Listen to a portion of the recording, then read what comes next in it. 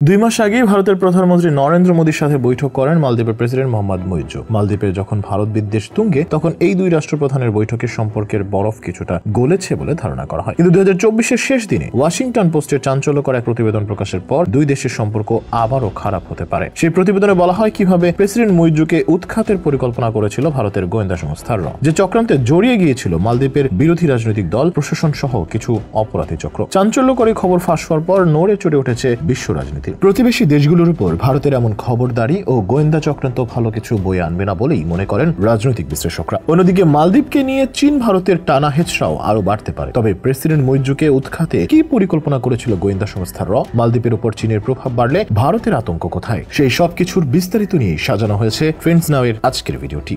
মাত্র 5 লাখ জনসংখ্যার মুসলিম দেশ মালদ্বীপকে বাগে আনতে একের পর এক চক্রান্ত করেই যাচ্ছে ভারত। তবে দেশটি ক্ষুদ্র হলেও মালদ্বীপের ভৌগোলিক অবস্থান এশিয়ার ক্ষমতাধর দেশগুলোর জন্য খুবই গুরুত্বপূর্ণ। মুইজ্জু মালদ্বীপের প্রেসিডেন্ট নির্বাচিত হয়েছিলেন ভারত তারাও ক্যাম্পেইন করে। তার নেপথ্য শক্তি ছিল চীন। জয়ী হবার পরেও মুইজ্জু তার নীতি বজায় রেখেছিলেন। মালদ্বীপ থেকে ভারতীয় সেনা প্রত্যাহার সহ মুইজ্জুর বিভিন্ন বক্তৃতায় চরম ভারত বিদ্বেষ ফুটে ওঠে। অন্যদিকে ভারতের প্রতিদ্বন্দ্বী চীনের সাথে সম্পর্ক আরো শক্ত করতে ব্যস্ত হয়ে পড়ে মুইজ্জু। হঠাৎ করেই মালদ্বীপের উপর প্রভাব হাতছাড়া হওয়ার ফলে গভীর চক্রান্ত শুরু করে দেয় ভারত। তাদের গোয়েন্দা সংস্থা রিসার্চ অ্যান্ড অ্যানালাইসিস উইং বা র 2024 সালের শুরুতে মুইজ্জুকে অপসারণের সম্ভাবনা নিয়ে মালদ্বীপের বিরোধী নেতাদের সঙ্গে গোপনে আলোচনা শুরু করেন। কয়েক সপ্তাহের মধ্যেই একটি পরিকল্পনা সাজিয়ে ফেলেন তারা। এই আলোচনায় অংশ নেওয়া ব্যক্তিদের বরাত দিয়ে চমকপ্রদ এসব তথ্য সামনে এনেছে মার্কিন সংবাদ মাধ্যম Washington post. Democratic renewal initiative শীর্ষক একটি গুরুত্বপূর্ণ অভ্যন্তরীণ ফাইল পেয়েছে ওয়াশিংটন পোস্ট। সেই নথিতে দেখা গেছে মালদ্বীপের বিরোধী রাজনীতিবিদরা মুইজ্জুর নিজ দলের সদস্য সহ 40 জন সংসদ সদস্যকে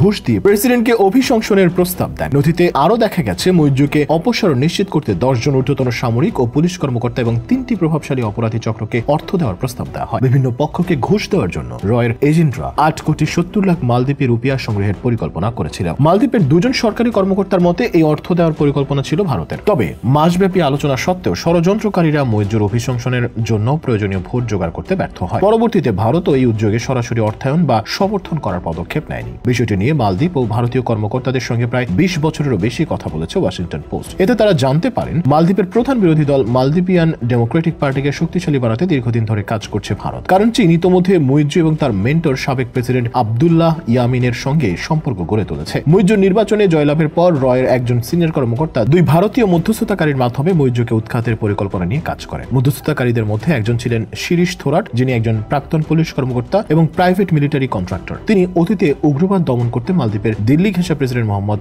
নাশিদকে সহায়তা করেছিলেন। অপরজন ছিলেন সাভিও রদ্রিগেজ, যিনি একজন প্রশাসক ও ভারতের শাসক দলের প্রাক্তন মুখপাত্র। মুইজ্জু পরিবারের একজন উপদেষ্টা ওয়াশিংটন পোস্টকে রয়ের কর্মকর্তার ফোন কল ও বৈঠকের রেকর্ড দেন, যদিও সেগুলো তিনি কিভাবে সংগ্রহ করেছেন তা ব্যাখ্যা করেননি। থোরাট ও রদ্রিগেজ আলাদাভাবে এই পরিকল্পনার অস্তিত্ব নিশ্চিত করলেও তারা দাবি করেন তারা সরাসরি ভারত সরকারের পক্ষে কাজ করেননি। এ বিষয়ে রয়ের সাবেক প্রধান হারমিস থারাকান ওয়াশিংটন পোস্টকে বলেন, মালদ্বীপে একটি অবস্থান প্রতিষ্ঠা, ভারত চীন বা যে কেউ তা করতে পারে। এটি ভারত মহাসাগরের একটি বৃহৎ অংশ এবং আরব সাগরের উপর তাদের উল্লেখযোগ্য সক্ষমতা বাড়াবে। দায়িত্বে থাকার সময় হারমিস থারাকান মালদ্বীপ সম্পর্কিত বিষয়ে কাজ করেছিলেন, কিন্তু বর্তমান ঘটনাবলী সম্পর্কে কিছুই জানেন না বলে দাবি করেছেন তিনি। হারমিস বলেন, মালদ্বীপের মতো নিকটতম প্রতিবেশীদের সঙ্গে একটি নিরাপদ এবং স্থিতিশীল সম্পর্ক বজায় রাখা ভারতের জন্য অত্যন্ত গুরুত্বপূর্ণ। চীনের সঙ্গে নতুন সামরিক চুক্তির ফলে মালদ্বীপের পররাষ্ট্রনীতিতে বড় ধরনের পরিবর্তন আসছে। মুইজ্জুর পূর্বসূরি ভারতপন্থী হিসেবে পরিচিত প্রেসিডেন্ট ইব্রাহিম মোহাম্মদ সলিহ ভারতের সঙ্গে ঘনিষ্ঠ সম্পর্ক বজায় রেখেছিলেন। আন্তর্জাতিক বিশ্লেষকদের মতে মালদ্বীপের এই ভারত বিরোধী মনোভাবের পেছনে রয়েছে চীনের দীর্ঘ পরিকল্পনা। মূলত ভারতীয় উপমহাদেশে ভারতের ক্ষমতা বৃদ্ধিকে রুখতে একে একে ভারতের সব প্রতিবেশী দেশকে নিজেদের আয়ত্তে আনতে কাজ করছে চীন,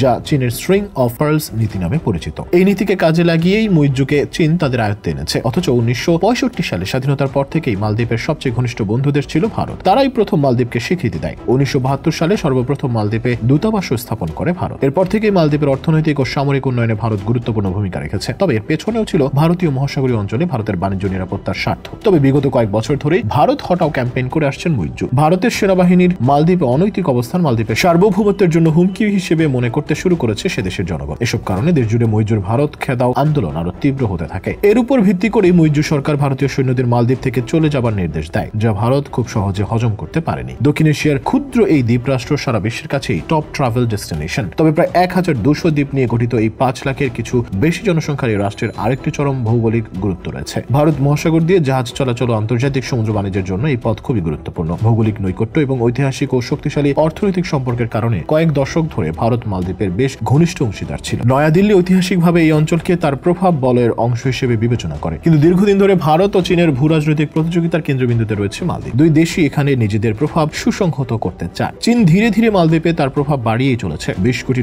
ব্যয়ে চীন মালদ্বীপ মৈত্রী সেতু নির্মাণ সহ বিভিন্ন অবকাঠামো তৈরির মাধ্যমে দেশটিতে চীনের প্রভাব দৃশ্যমান হতে থাকে। মালদ্বীপে চীনের উপস্থিতি ভারতের নিরাপত্তায় প্রভাব ফেলতে পারে, কারণ মালদ্বীপে চীন অবস্থান নিতে পারলে ভারতের পশ্চিম উপকূল তাদের নাগালের মধ্যে চলে আসবে। তবে গত বছর অক্টোবরে এই পরিস্থিতি নতুন এক পথে বাঁক নেয়। নিজের ভারত বিদ্বেষ সাইডে রেখে ভারতের প্রধানমন্ত্রী নরেন্দ্র মোদীর সাথে দেখা করেন মোহাম্মদ মুইজ্জু। দুই দেশের মধ্যে অর্থনৈতিক সংযোগ, কানেক্টিভিটি, সাংস্কৃতিক কানেক্ট সহ আরো বহু খাতে সহযোগিতাকে এগিয়ে নিতে তাদের দুজনের মধ্যে বিশদে আলোচনা হয়েছে। বিশ্লেষকরা মনে করছে তীব্র ভারত বিরোধী যে ইন্ডিয়া আউট ক্যাম্পেইনে ভর করে মোহাম্মদ মুইজ্জু গত বছর ক্ষমতায় এসেছিলেন, তার তুলনায় দিল্লির প্রতি তার এই সুর নরম করার ইঙ্গিত সম্পূর্ণ বিপরীতধর্মী। দ্বিপাক্ষিক বৈঠকের পর প্রেসিডেন্ট মুইজ্জু ভারতকে যেসব কারণে ধন্যবাদ জানিয়েছেন তার মধ্যে সবচেয়ে উল্লেখযোগ্য হল 3000 কোটি রুপির একটি কারেন্সি সোয়াপ এগ্রিমেন্ট। অর্থাৎ মালদ্বীপের সাথে আবারও যে কোনো উপায়ে সম্পর্ক স্থাপন করতে চাচ্ছে ভারত। তবে সম্পর্ক গড়তে গিয়ে ভারত তার প্রতিবেশী দেশগুলোতে যেসব গোয়েন্দা চক্রান্ত চালাচ্ছে সেটা ভালোভাবে নিচ্ছে না কেউই। দক্ষিণ এশিয়াতে একমাত্র বাংলাদেশকেই তারা এতদিন হাতে রাখতে পেরেছিল। হাসিনা সরকার পতনের পর বাংলাদেশেও ভারত বিদ্বেষ চরমে উঠেছে। এরকম অবস্থায় মালদ্বীপে